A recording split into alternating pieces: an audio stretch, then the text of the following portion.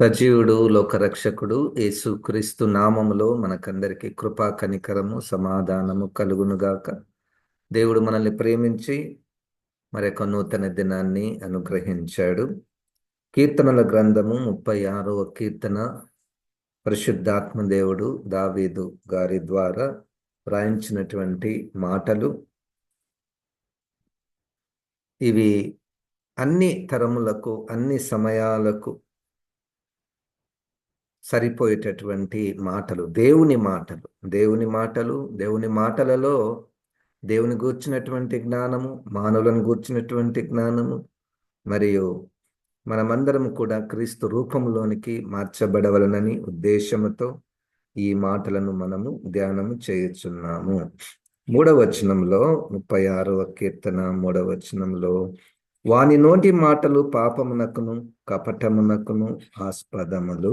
మొదటిది. రెండవది, బుద్ధి కలిగి ప్రవర్తింపను వాడు మానివేసి ఉన్నాడు, మేలు చేయును వాడు మానివేసి ఉన్నాడు.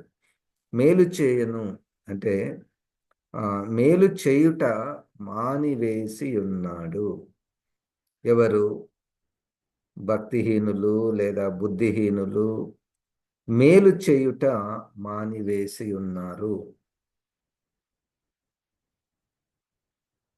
క్రీస్తును అంగీకరించినటువంటి ప్రజలకు అది ఆత్మ స్వభావము ఏంటంటే, నూతన స్వభావం ఏమిటంటే మేలు చేయుట, కీడు చేయుట మాని మేలు చేయుట. ప్రపంచమును లోకము విషయములో రోమపత్రికలో 3వ అధ్యాయములో 12వ వచనంలో ఏం రాయబడిందంటే, అందరూ త్రోవ తప్పి ఏకముగా పనికి మాలిన వారైరి, మేలు చేయువాడు లేడు, ఒక్కడైనను లేడు. మేలు చేయువాడు లేడు, ఒక్కడైనను లేడు. మేలు చేయుట అన్నటువంటి మాటకు ఈ 3వ అధ్యాయంలో ఉన్న సందర్భం ఏమిటంటే, మామూలుగా మేలు చేయుట అంటే ఎవరికైనా ఏదైనా అవసరతలు ఉంటే మనం ఇస్తూ ఉంటాము, సహాయపడుతుంటాము, మాట రూపంలో కానీ, లేదా ఏదైనా వస్తువులు ఇచ్చుటలో కానీ, డబ్బులు ఇచ్చుటలో కానీ. కానీ ఇక్కడ 3వ అధ్యాయంలో పడిపోయినటువంటి, అంటే ఆత్మలో పడిపోయినటువంటి, అనగా పాపపు బంధకాలలో చిక్కుకున్నటువంటి, లేదా ధర్మశాస్త్రం అనేటువంటి అక్షరములో బానిసత్వంలో చిక్కుకున్నటువంటి వారిని పైకి లేవదీసేటటువంటి మేలు, పైకి లాగేటటువంటి మేలు, అది చేయువారు ఎవరు కూడా లేరు. మేలు చేయుట మానివేసి ఉన్నారు. సరే, ప్రారంభంలో భౌతికముగా మనము ఒకరికొకరము సహాయపడుట, మేలు చేయుట మనము చేసుకుంటూ ఉంటాము. అయితే ఈ మేలు చేయుటలో కూడా 2 విషయాలు. మొట్టమొదటిగా, మనము ఒక్కొక్కసారి చెడ్డవారు అయినప్పటికీ మేలు చేస్తారు. చెడ్డవారు అయినప్పటికీ మేలు చేస్తారు. 2 కారణాలు. మొదటి కారణం ఏంటంటే, అవుట్ ఆఫ్ రెస్పాన్సిబిలిటీ. మనకు బాధ్యత ఇచ్చినప్పుడు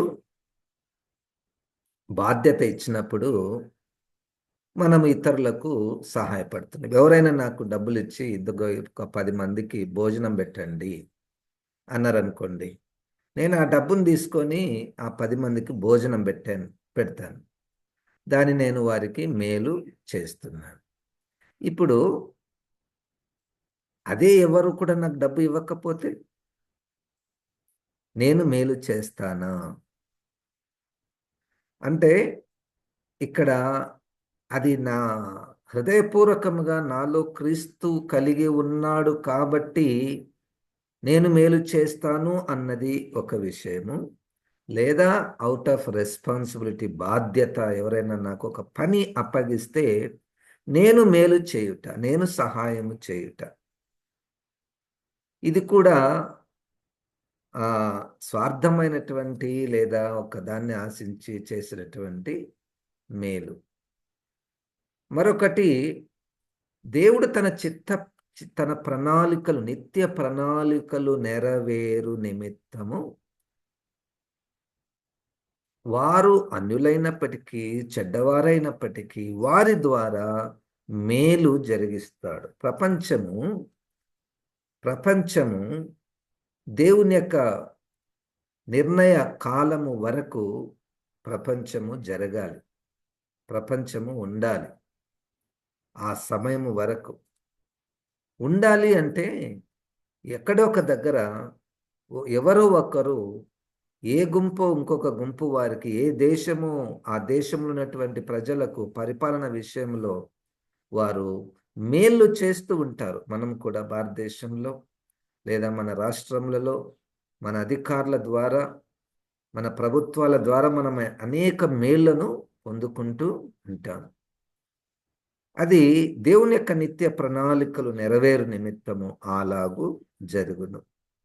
చూడండి, బబులోను వారు చాలా క్రూరులు, చాలా భయంకరులు. దేవుని యొక్క గుడిని కూడా పడగొట్టినటువంటి వారు, కాల్చినటువంటి వారు. దేవుడు వారికి ఒక మనసునిచ్చాడు. అది 4వ అధ్యాయంలో దానియేలు గ్రంథంలో, అనేకులు ఈ బబులోను నీడను విశ్రమించుచున్నారు. అనేకులు ఈ యొక్క బబులోను నీడను సేద తీర్చుకుంటున్నారు. దేవుని యొక్క ప్రజలైనటువంటి దానియేలు, షద్రక్, మేషక్, అబేద్నెగోలకు మంచి ఉద్యోగాలు దొరికాయి. అంటే ఒక మేలు అక్కడ జరుగుతుంది. దేవుని యొక్క ప్రణాళికలు నెరవేరు నిమిత్తము ఒక మేలు అనేటువంటిది అక్కడ జరుగుతుంది. ఇప్పుడు క్రీస్తును కలిగినటువంటి మనకు ఎలాగుండాలి? ఫిలిప్పీలకు రాసినటువంటి పత్రిక 2వ అధ్యాయములో ప్రారంభము నుండి చూడండి. ఫిలిప్పీలకు రాసిన పత్రిక 2వ అధ్యాయములో 2వ వచనం నుండి, మీరు ఏక మనస్కులగునట్లుగా ఏక ప్రేమ కలిగి ఏక భావము గలవారుగా ఉండి ఒక్కదాని అందే మనసుంచుచు నా సంతోషమును సంపూర్ణం చేయుడి. కక్ష చేతనైనను వృధాతిశయము చేతనైనను ఏమియు చేయక వినయమైన మనస్సు గలవారై ఒకరినొకడు తనకంటే యోగ్యుడని ఎంచచ్చు. మీలో ప్రతి వాడును తన సొంత కార్యములను మాత్రమే కాక ఇతరుల కార్యములను కూడా చూడవలెను. ఇది మీరు మీ సొంత కార్యములను మాత్రమే కాక ఇతరులు, ఇక్కడ ఇతరులు అంటే సంఘములో ఉన్న తోటి విశ్వాసులు, తోటి క్రైస్తవులు, ఇతరుల కార్యములను కూడా మీరు చూడవలెను. క్రీస్తు యేసునకు కలిగిన ఈ మనస్సు మీరును కలిగి ఉండుడి. అది మనకు ఆధారము, అది మనకు పునాది, అది మనకు ప్రోత్సాహము. ఇప్పుడు పౌలు గారు చెప్పినా, నేను చెప్పినా, ఇంకొకరు చెప్పినా మనం చేస్తే చేస్తాం, లేకపోతే లేదు. కానీ ఇక్కడ యేసుక్రీస్తునకు కలిగినటువంటి మనస్సు మీరు కలిగి ఉంటే తప్పకుండా మనము చేస్తాం. భక్తిహీనులు మేలు చేయుట మానివేసి ఉన్నారు. మనము అలాగూ ఉండకూడదు. కాబట్టి క్రీస్తు యేసునకు కలిగిన ఈ మనస్సు, ఏం మనస్సు ఉంది యేసుక్రీస్తు వారికి? మేలు చేసే మనస్సు. రకరకాలుగా ఆయన సహాయపడ్డాడు, ప్రేమించాడు, స్వస్థపరిచాడు, అనేక నిత్య సత్యాలను బోధించాడు. బోధించుట కూడా ఒక మేలు చేయుటనే. ఒక మాట, ప్రోత్సాహపరిచే మాట చెప్పినా కానీ మేలు చేయుటని. కనుక ఇది క్రీస్తు ఆత్మను కలిగి మేలు చేయుట. నిస్వార్థముగా మేలు చేయుట. ఇంకొక అంటే ఇక్కడ క్రీస్తు యేసునకు కలిగినటువంటి మనస్సు అంటే అది ఫైనల్ అన్నమాట.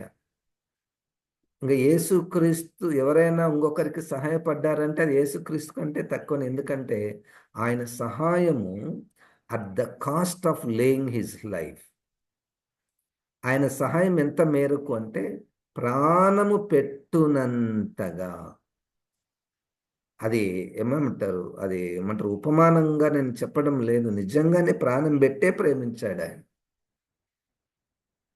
ప్రాణము పెట్టే, ప్రాణం పెట్టక మునుపు ఇంకా ఏంటి, ఆయన దేవునితో సమానముగా ఉండినవాడు. దేవుని సింహాసనము మీద ప్రక్కన కూర్చుండి ఉన్నటువంటి వాడు. ఆయన పరిశుద్ధుడు, ఆయన దేవుడు. అవన్నీ కూడా వదిలి, అవన్నీ కూడా వదిలి దేని కొరకు? మేలు చేయుట. ఈ మేలులో యేసుక్రీస్తు వారు ఎంచుకున్నటువంటి మేలు ఏంటంటే రక్షించుట, పాపముల నుండి రక్షించుట. అది గొప్ప మేలు, అది గొప్ప మేలు. ఆ మేలు చేయమని అదే యేసుక్రీస్తు మత్తయి సువార్త 28వ అధ్యాయంలో చివరి వచనంలో, వెళ్ళండి, సర్వ సృష్టికి వెళ్ళండి, సువార్తను ప్రకటించండి, శిష్యులనుగా చేయండి, బాప్తిస్మము ఇవ్వండి. ఇది మనము ఇతరులకు గొప్ప మేలు. అది మనము ప్రార్థనతో ప్రారంభించవచ్చు, సాక్ష్యాన్ని చెప్పవచ్చు, సువార్తను ప్రకటించవచ్చు, ప్రభు సన్నిధికి నడిపించవచ్చు, క్రీస్తును పరిచయం చేయవచ్చు, ఇక ఎన్నో. లేదా సువార్త చేసేవారికి మనం సహాయపడవచ్చు. మేలు చేయుట, ఇది ప్రభు ఆత్మను కలిగి మనము మేలు చేయాలి. లేకపోతే మనం కూడా చాలా మేలు చేస్తుంటాము. ఒక్కసారి మనము గతంలో నేను ఎవరెవరికి ఏమేమి చేశాను అన్నటువంటి సందర్భాలను మనం గుర్తు చేసుకుంటే నిజంగా దేవుడు మనల్ని ప్రేరేపించి ఎంతోమందికి మీరు మేలు చేసి ఉంటారు, సహాయం చేసి ఉంటారు. అయితే అది క్రీస్తు స్వభావముతో సహాయము చేయుట, క్రీస్తు స్వభావంతో, క్రీస్తు మనస్సుతో మనము మేలు చేయుట. ఎందుకంటే మత్తయి సువార్తలో 6వ అధ్యాయములో చూడండి, మత్తయి సువార్తలో 6వ అధ్యాయములో, మనుషులకు కనబడవలనని వారి ఎదుట మీ నీతి కార్యమును చేయకుండా జాగ్రత్త పడుడి. మనుషులకు కనబడే మేలు. ఇక్కడ లేని ఎడల పరలోకమందున మీ తండ్రి యొద్ద మీరు ఫలము పొందరు. క్రైస్తవులకు మనకు ఒక గొప్ప బోధ, యేసుక్రీస్తు వారే చెప్పినటువంటి బోధ.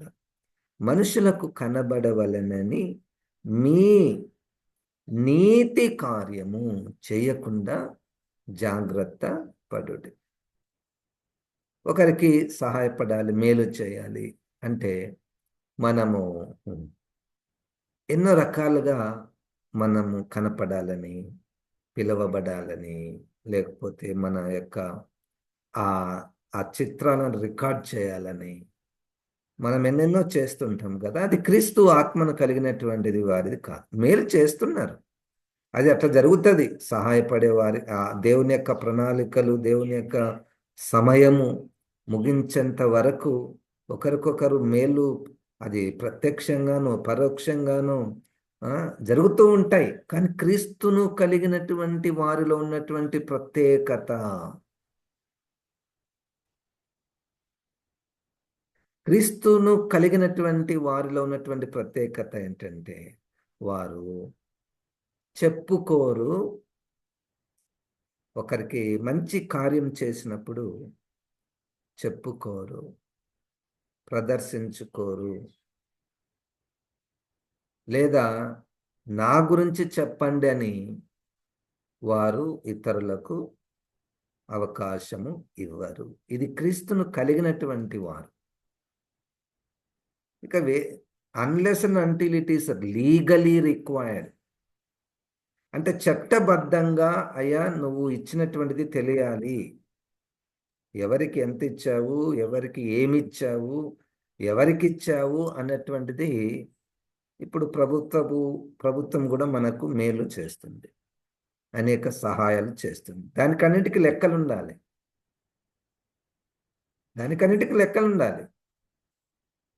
అది వాక్యానుసారమే. కానీ ఎక్కడ చట్టబద్ధంగా అవసరము లేదో అక్కడ మనము కనపడవలనని ఆ మేలు చేయకూడదు. కావున మీరు ధర్మము చేయునప్పుడు, మత్తయి సువార్త 6వ అధ్యాయము 2వ వచనం, కావున నీవు ధర్మము చేయునప్పుడు మనుష్యుల వలన ఘనత నొందవలనని వేషధారులు సమాజ మందిరములలోను వీధులలోను చేయులాగున నీ ముందర బూర ఊదింపవద్దు.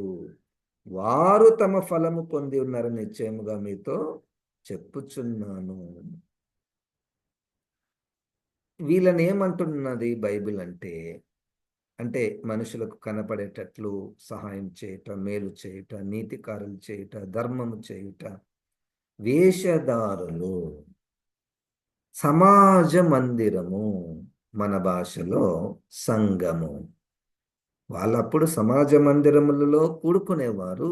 ఇశ్రాయేలీయులు కూడుకునేవారు. క్రైస్తవులు కూడా గుడి సమాజ మందిరమే. అప్పుడు వారు సమాజ మందిరానికే వెళ్ళేవారు.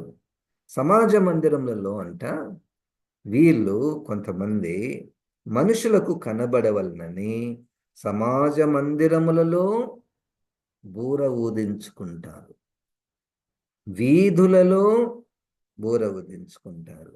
మీరు అలాగు ఉండకూడదు.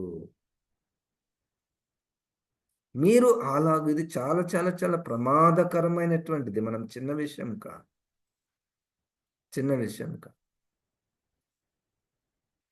దేవుని నామమునకు దూషణ. ఎట్లా దూషణ అంటే, ప్రజలు ఇప్పుడు నాకు మీరు సహాయం చేశారనుకో, నేను దేవుని వైపు చూడడానికి బదులు నేను మిమ్ములను చూచే మనసు, మిమ్ములను మీ మీద ఆధారపడే మనస్సు, ప్రజలను నమ్ముకునే మనస్సు. ప్రజలను అప్పటి నుండి మీరు నాకేదైనా ఇచ్చారనుకోండి, ఇక మిమ్మల్ని గణపరచాలి. ఆ పదం ఇక్కడ ఉంది కదా, ఘనత నొందవలనని. మనము దేని కొరకు సహాయం చేయుచున్నాము, సహాయపడుతున్నాము? ఘనత నొందవలనని.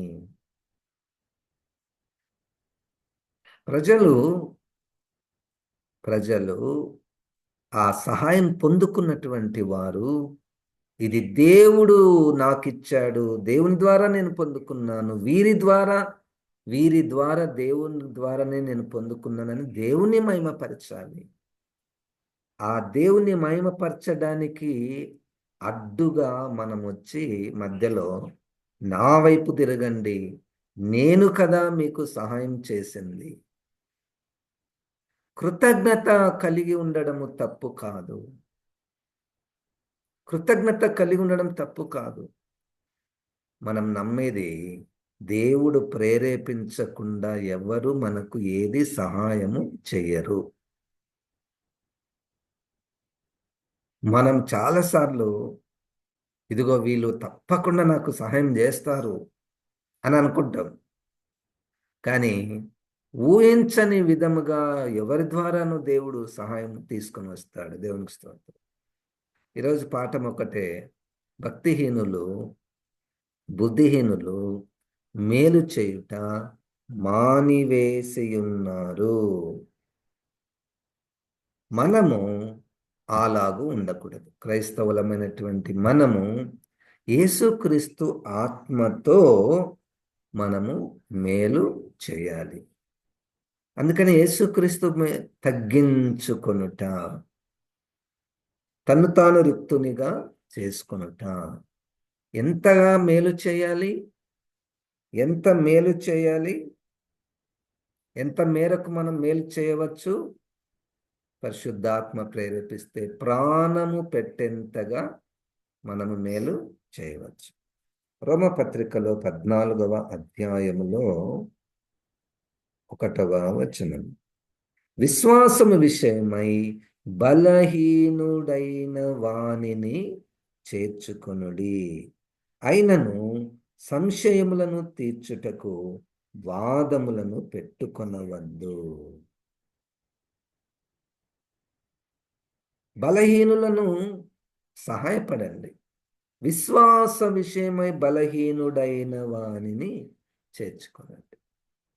ఇప్పుడు సహాయపడాలి. ఏం చేయాలి? ఎట్లా? ఇదే విషయం సహాయపడాలి? విశ్వాస విషయంలో సహాయపడాలి.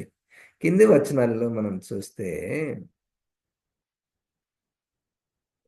దేనికి సహాయపడాలి అంటే చాలా విచిత్రంగా ఉంటుంది.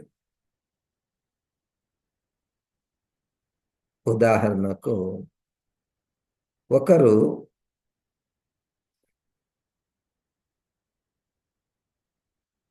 భోజనముల విషయంలో ఒకరు శాకాహారమే నేను తింటాను, శాకాహారమే మంచిది, శాకాహారం తినడం ద్వారా చాలా మేలున్నాయి, అసలు ఈ మాంసాహారము మంచిది కాదు అని ఒకరు. ఇంకొకరు లేదు లేదు లేదు, మాంసాహారమే మంచిది. మాంసాహారం తినువారు ఈ శాకాహారం తినేవారిని తక్కువ చూడడము, శాకాహారం తినువారు మాంసాహారం తినేవారిని తక్కువ చూడడము, ఇది వాళ్ళకున్నటువంటి బలహీనతలు. అప్పుడు ఈ మాంసాహారులు మనం మాంసం తింటాము, మన పక్కింటోళ్ళు శాకాహారులు, వాళ్ళు మన మాంసాహారం విషయమే చాలా ఇబ్బంది పడుతున్నారు, చాలా ఇబ్బంది పడుతున్నారు. అప్పుడు మన సహాయం ఏంటంటే మనము కూడా శాకాహారము తినాలి.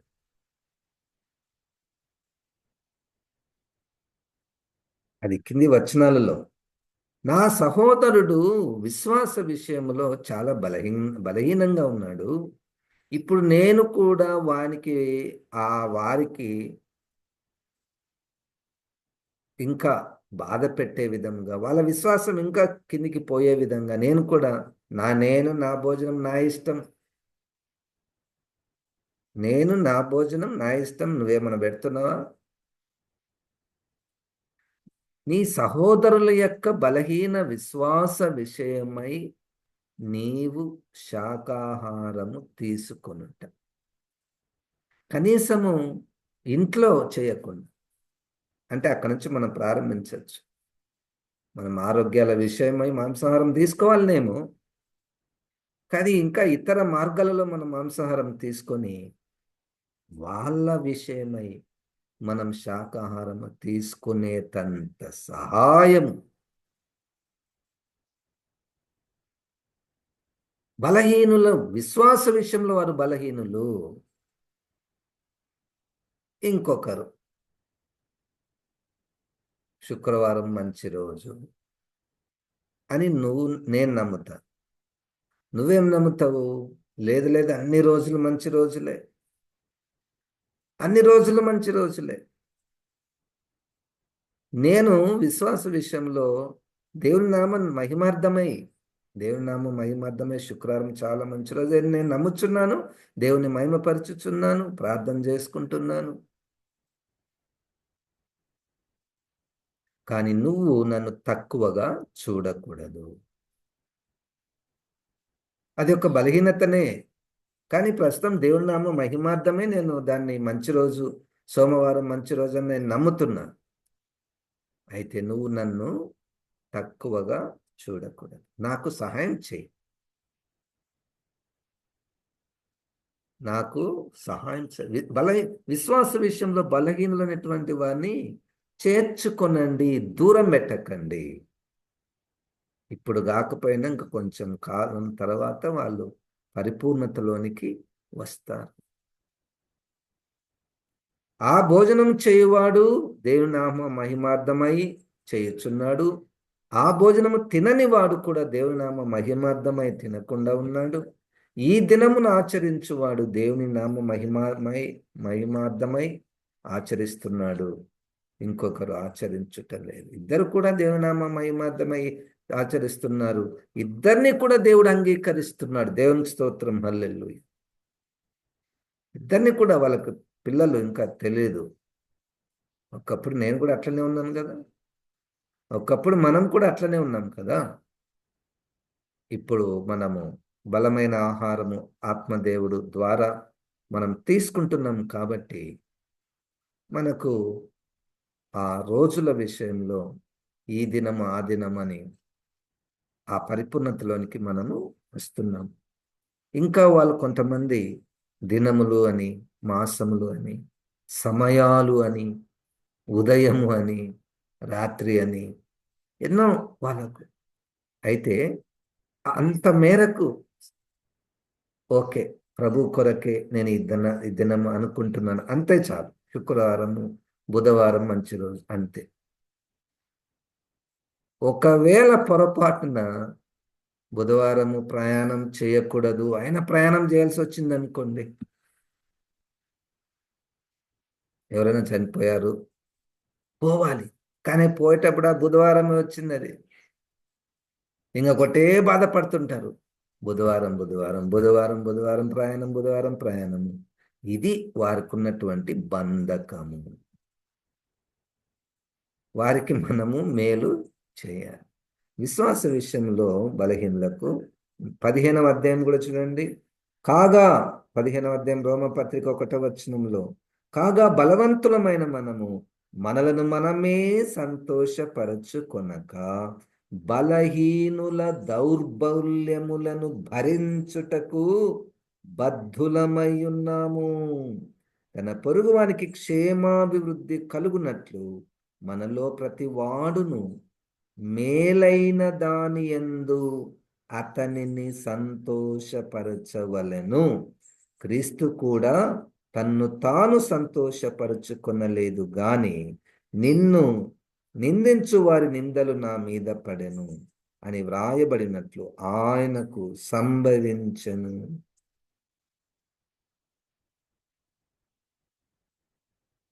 మనము బలహీనులైనటువంటి వారిని, నేను బలవంతుడను అన్నటువంటి వారు బలహీనుల యొక్క దౌర్బల్యములను భరించుటకు బద్ధులమై ఉన్నాము. బద్ధులము అంటే మనకు ఒక బాధ్యత, అదొక బాధ్యత. దాంతోపాటు మనకు ఎట్లా క్రీస్తు మనస్సు ఉంది కదా, క్రీస్తు ఆత్మను మనము కలిగి ఉన్నాము, అంగీకరించాము, రక్షణ పొందినటువంటి వారము కాబట్టి బూరలు ఊదించుకొనకుండా, మన యొక్క నీతి కార్యములను కనబడకుండా మనము సాధ్యమైనంత వరకు రహస్యముగా ఇతరులకు సహాయపడుట.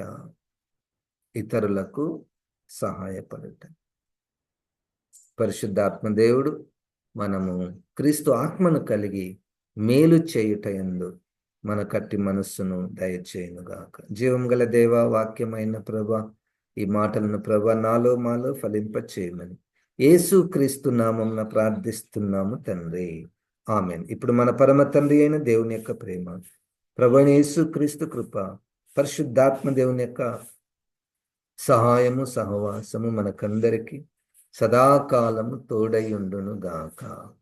ఆమెన్. దేవుడు మనల్ని దీవించునుగాక.